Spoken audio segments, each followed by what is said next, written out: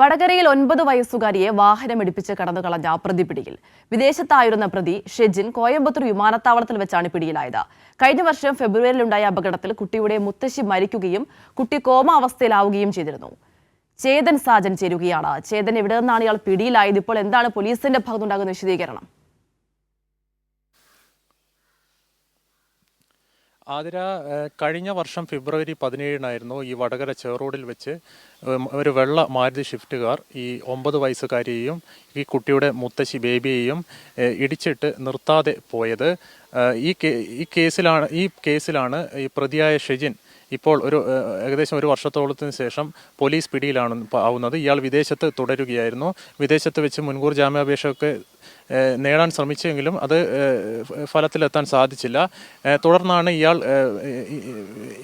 രാജ്യത്തേക്ക് വരുന്നുണ്ടെന്ന് പറഞ്ഞ് കോയമ്പത്തൂർ വിമാനത്താവളത്തിൽ വെച്ച് അന്വേഷണ സംഘം ഇയാളെ പിടികൂടുന്നത്. ഇയാളെ ഇപ്പോൾ വടകരയിലേക്ക് കൊണ്ടുവന്നുകൊണ്ടിരിക്കുകയാണ്. അതായത് കഴിഞ്ഞ വർഷം ഫെബ്രുവരി 17-നാണ് ഈ അപകടം ഉണ്ടായത്. വടകര ചോറോഡിൽ വെച്ച് ഈ 9 വയസ്സുകാരി ദൃശാനിയും അതുപോലെ മുത്തശ്ശി ബേബിയെയും ഇടിച്ചിട്ട് നിർത്താതെ പോവുകയായിരുന്നു.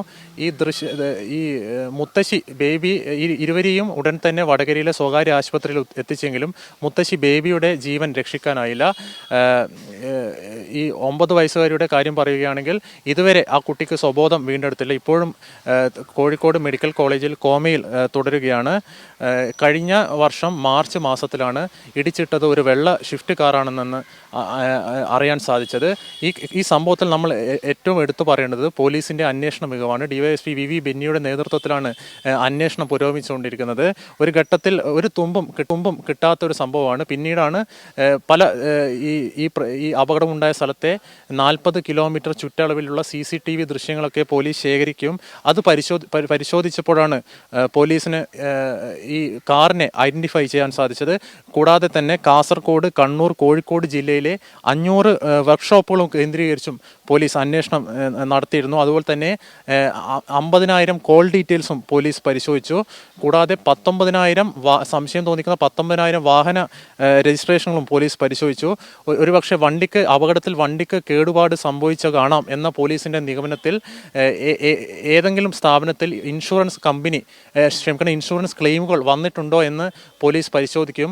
ഇതിൽ നിന്നാണ് കഴിഞ്ഞ വർഷം മാർച്ചിൽ ഒരു മതിലിലിടിച്ച ഒരു വെള്ള ഷിഫ്റ്റ് കാർ ഇൻഷുറൻസ് ക്ലെയിം ചെയ്തിട്ടുണ്ടെന്ന് പോലീസ് മനസ്സിലാക്കുകയും ചെയ്തത്. സംശയം തുടർന്ന് പോലീസ് അന്വേഷണം വിശദമായി പരിശോധിച്ച് ഈ കുട്ടിയെ ഇടിച്ച കാറാണ് ഈ കാർ എന്ന് മനസ്സിലാവുകയും ഉടനെ തന്നെ പ്രതിയെ ഐഡന്റിഫൈ ചെയ്യുകയായിരുന്നു. ഈ സംഭവത്തിന് ശേഷം ഇയാൾ വിദേശത്തേക്ക് കടന്നു കളഞ്ഞു. വിദേശത്ത് വെച്ച് മുൻകൂർ ജാമ്യാപേക്ഷയൊക്കെ നേടാൻ ശ്രമിച്ചെങ്കിലും മുൻകൂർ ജാമ്യാപേക്ഷ ലഭിച്ചില്ല. തുടർന്ന് ഇയാൾ നാട്ടിലേക്ക് വരികയായിരുന്നു. ഇപ്പോഴാണ് അദ്ദേഹത്തെ കോയമ്പത്തൂർ പോലീസ് സ്റ്റേഷനിൽ വിമാനത്താവളത്തിൽ വെച്ച് പിടിയിലാവുന്നത്.